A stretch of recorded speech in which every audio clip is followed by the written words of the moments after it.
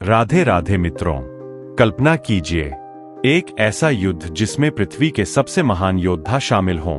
एक ऐसा युद्ध जिसमें स्वयं भगवान श्री कृष्ण सारथी बनकर उपस्थित हों।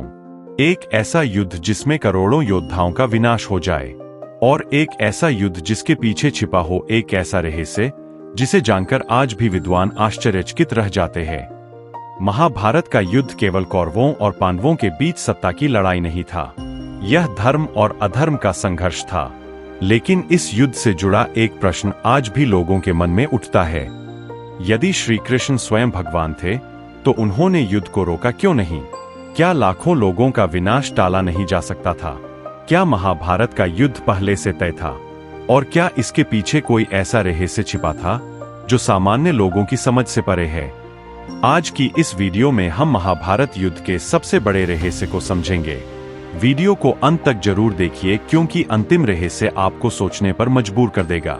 महाभारत की कहानी शुरू होती है हस्तिनापुर से।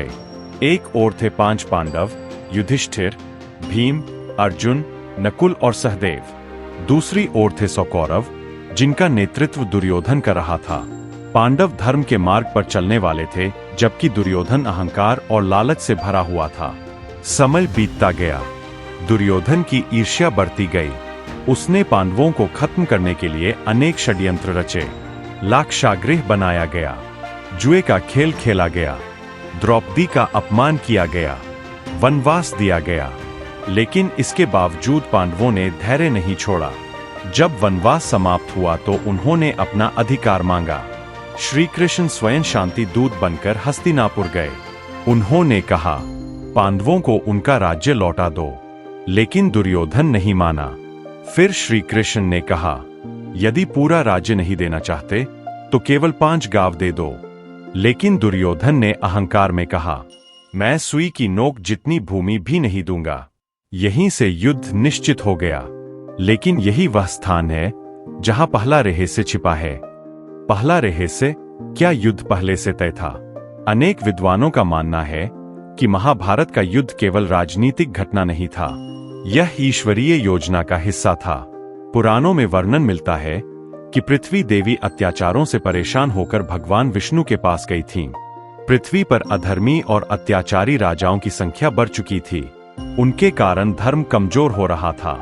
तब भगवान विष्णु ने आश्वासन दिया कि वे श्री कृष्ण के रूप में अवतार लेकर पृथ्वी का भार कम करेंगे। अब सोचिए, यदि भगवान का उद्देश्य पृथ्वी को अत्याचारियों से मुक्त करना था तो क्या महाभारत का युद्ध उसी योजना का हिस्सा था? बहुत से ऋषि मुनि मानते हैं कि हाँ, महाभारत का युद्ध केवल राज्य प्राप्ति के लिए नहीं था, यह पृथ्वी से अधर्म का अंत करने का माध्यम था। यही कारण है कि युद्ध में केवल कौरव ही नहीं मरे, अनेक शक्तिशाली राजा भी मारे गए जो अपने अहंकार और शक्ति का दुरुपयोग कर रहे थे। इस दृष्टि से देखें तो महाभारत का युद्ध एक दिव्य योजना का हिस्सा प्रतीत होता है।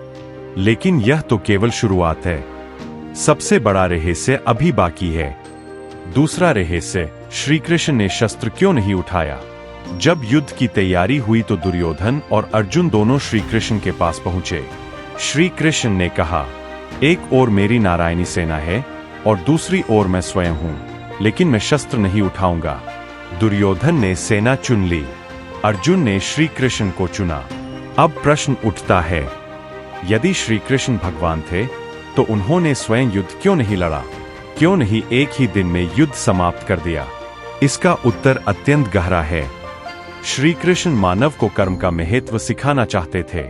यदि भगवान स्वयं सब कुछ कर दे तो मनुष्य का प्रयास, उसका धर्म और उसका कर्तव्य अर्थहीन हो जाएगा। इसलिए श्री कृष्ण ने मार्गदर्शक की भूमिका निभाई। उन्होंने अर्जुन को ज्ञान दिया, गीता का उपदेश दिया, लेकिन युद्ध लड़ने का कार्य मनुष्यों पर छोड़ दिया। यही गीता का सबसे बड़ा संदेश भी है। भगवान रास्ता दिखाते हैं, चलना मनुष्य को स्वयं पड़ता है। तीसरा रहस्य, अर्जुन का मोह और गीता का जन्म। युद्ध शुरू होने से पहले अर्जुन ने जब अपने संबंधियों को सामने देखा तो उसका मन विचलित हो गया। उसने धनुष नीचे रख दिया। उसने कहा, मैं अपने गुरु, अपने पितामह और अपने भाइयों को कैसे मार सकता हूं? यह क्षण अत्यंत महत्वपूर्ण था। यदि अर्जुन युद्ध छोड़ देता तो क्या होता? शायद इतिहास बदल जाता। लेकिन श्री कृष्ण ने उसे गीता का ज्ञान दिया। उन्होंने कहा, आत्मा न कभी जन्म लेती है और न कभी मरती है। तुम केवल अपना कर्तव्य निभाओ। यहीं से भगवद गीता का जन्म हुआ। अब यहां भी एक रहस्य छिपा है। कुछ विद्वान मानते हैं कि अर्जुन का मोह भी ईश्वरीय योजना का हिस्सा था। यदि अर्जुन भ्रमित न होता तो गीता का ज्ञान संसार को कभी प्राप्त नहीं होता। सोचे, करोड़ों लोगों को जीवन का मार्ग दिखाने वाली गीता शायद कभी प्रकट ही न होती। इसलिए अर्जुन का मोह भी एक दिव्य घटना माना जाता है। चौथा रहस्य, बर्बरीक की अद्भुत भविष्यवाणी। महाभारत से जुड़ा सबसे रहस्यमय पात्रों में से एक था बर्बरीक। वह भीम का पौत्र था। उसके पास 3 अद्भुत बाण थे। कहा जाता है कि उन 3 बाणों से वह पूरी सेना का विनाश कर सकता था।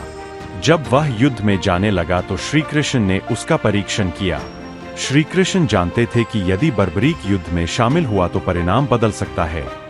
बर्बरीक ने प्रतिज्ञा ली थी कि वह हमेशा कमजोर पक्ष का साथ देगा। समस्या यह थी कि युद्ध में जो पक्ष कमजोर होता वह उसी का साथ देता। फिर दूसरा पक्ष कमजोर हो जाता और वह उसका साथ देने लगता। इस प्रकार युद्ध कभी समाप्त नहीं होता। तब श्री कृष्ण ने उससे उसका शीश दान में मांग लिया। बर्बरीक ने खुशी खुशी अपना शीश दान कर दिया। लेकिन इसके बाद जो हुआ वह और भी रहस्यमय है। श्री कृष्ण ने उसका शीश एक ऊंची पहाड़ी पर स्थापित कर दिया ताकि वह पूरा युद्ध देख सके। युद्ध समाप्त होने के बाद जब पूछा गया कि विजय का श्रेय किसे जाता है, तब बर्बरीक ने उत्तर दिया, मैंने पूरे युद्ध में केवल श्री कृष्ण का सुदर्शन चक्र ही कार्य करते देखा। यह कथन आज भी महाभारत का सबसे गहरा रहस्य माना जाता है। क्या वास्तव में युद्ध के पीछे अदृश्य रूप से श्री कृष्ण ही सब कुछ संचालित कर रहे थे? क्या योद्धा केवल माध्यम थे? यही प्रश्न आज भी लोगों को सोचने पर मजबूर करता है। लेकिन मित्रों, महाभारत युद्ध का सबसे बड़ा रहस्य अभी सामने नहीं आया है। अगले भाग में हम जानेंगे अश्वत्थामा के अमर होने का रहस्य, श्री कृष्ण की रहस्यमयी रणनीतियां, भीष्म, द्रोण और कर्ण की मृत्यु के पीछे छिपे रहस्य, और वह अंतिम रहस्य जिसे कई विद्वान महाभारत का सबसे बड़ा रहस्य मानते हैं।